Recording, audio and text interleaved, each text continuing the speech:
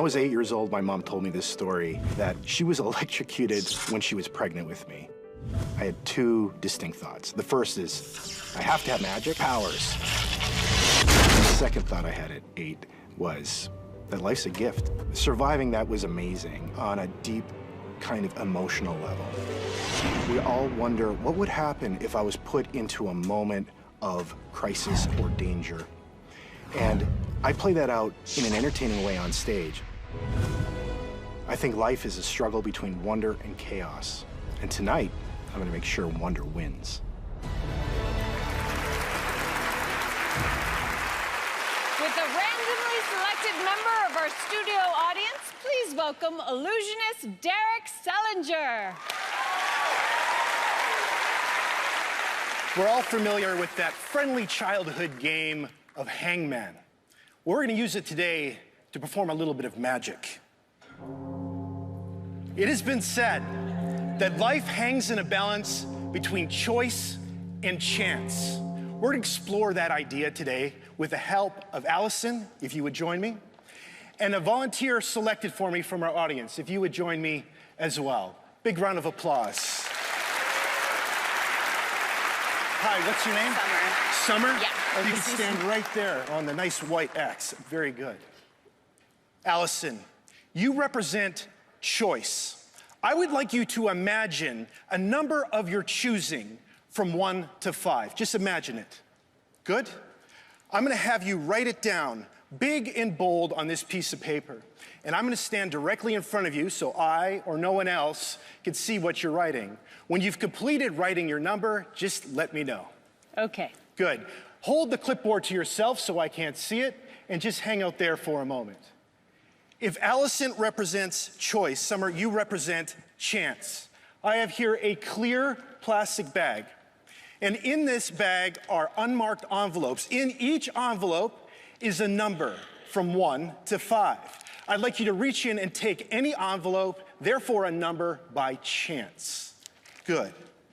Summer, from this point forward, my fate rests in your hands, literally. Okay. Behind me are 5 working and deadly gallows. When the master lever is pulled, all 5 trapdoors will fall open. So I'm gonna have you go in behind the gallows with this locking bar. And you're gonna make one of those trapdoors safe. The one that you make safe will be the one that corresponds to the number in your envelope selected by chance. Here's the locking bar. Head in behind the gallows that way. Yeah, right around the back. And you will complete your task. Every choice we make and every chance we take has unbelievable power. For example, if Teller had not been born, there would be no Penn and Teller. And none of us would be in the room here today. And if Penn had not been born, well, then I guess Teller would have found a different juggler to work with. In all seriousness, and not without a little bit of dread, I'm gonna put my neck on the line to see if Allison's choice and Summer's chance combine in my favor, or if the connection of their decisions leave me hanging. You've finished your task. Tell no one what you have done and head back to your seat. Thank you so very much. Yes.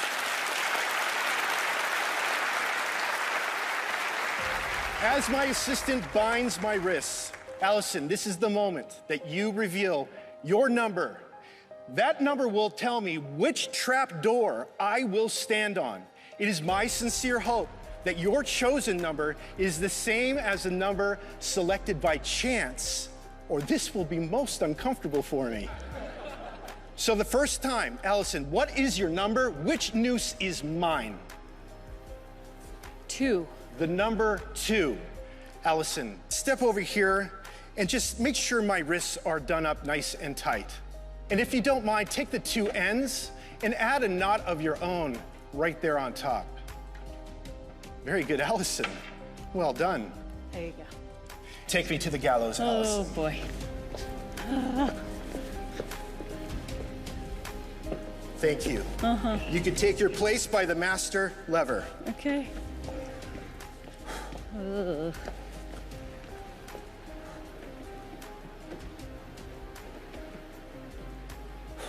A noose for each dummy, all 5 of us. Allison, put your hands high up on the lever and wait for my signal.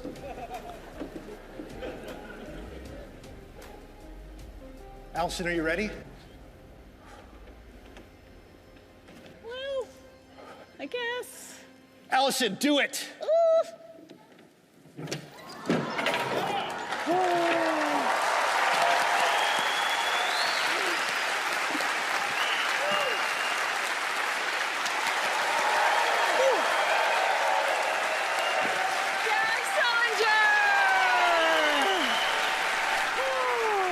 I don't think I was breathing during that. Well, thank you for doing such an excellent job in choosing your number. I appreciate it. Yes. Do you have family members that are in magic as well? Just my wife now. My wife, who was the one that put the noose around my neck. So, you know, she's a part of my show and my act. Do you ever worry that, like, if you guys got into an argument that Yeah, you're exactly. like, okay, honey, let's make up before the show? Exactly. Well, yeah, it's a good point. However, I also saw her in half as well, so it's very, you know, Yes. very equal. All right, well, the boys have kept us hanging long enough. Let's see if they figured it out. Okay. Penn, tell her. Oh, boy, Derek, really, really nice. You know, the hardest thing on this show is we always end up with people doing close-up tricks because the big stage illusions are so difficult to do. And this is not only a big stage illusion, but also one that visually we've never seen before. It's a really nice way of doing the roulette theme, but even bigger than it's done that way. Even though you're dealing with hanging, you do this wonderful, wonderful thing where your dummies underline the danger, but also take it away. Because you have the faces, and they're a little bit goofy and a little bit funny. You know, the dealing with danger in magic is something so important and that we're obsessed with, because you want to give people the roller coaster ride, which means you want them to have the thrill of real danger while still feeling that they're safe. And you did that just beautifully. Now let's get down to the trick. Sure. Usually when we do magic, although people make a lot of jokes about me just being a juggler, we usually use, you know, pen and teller to do both. You use pen and clipboard to do a lot of it. We were so willing to just go right away with change bag, but it's not, because the change bag doesn't work that way, and you made sure it wasn't. But you did something else that made it much more clever and also much easier for you. And while doing this, you made it so that we couldn't see exactly what we had to do to put the heat where we wanted to do it, but we know it happened, even though it happened out of our sight. We give you enough there, Derek? What do you think, Derek? Well, do they have you nailed? These are the masters of danger magic. So fooling them was a risk that I was willing to take. But I am certainly going to make the choice not to disagree with them. Because, yeah, thank you so much. Well, thank you, Derek Selinger. We haven't crossed the finish line yet. Penn and Teller will race up to the stage and perform when we come back.